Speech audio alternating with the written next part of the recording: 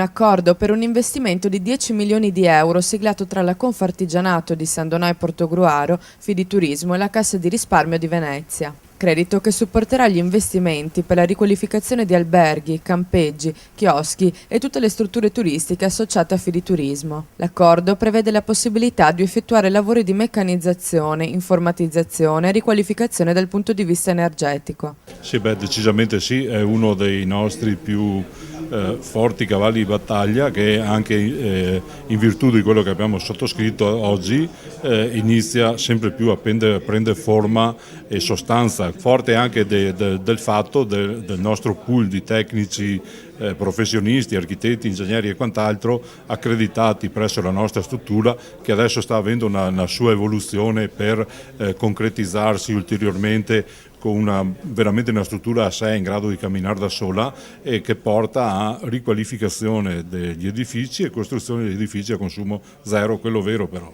non quello solo sulla carta. Il progetto intende essere sviluppato per investire nel futuro e dare una mano alle imprese del Veneto orientale. Circa il 50% delle strutture turistiche infatti necessitano di interventi di riqualificazione, soprattutto per poter essere visibili a livello internazionale. In questo modo sarà garantita non solo una continuità di impresa per quanto riguarda il ricambio generazionale, ma la presenza della banca darà alle aziende la garanzia del pagamento. Credo che questo connubio che abbiamo trovato oggi con Confartigianato, con banca e con impresa sia l'inizio di una filiera che possa essere, portatrice di interessi comuni.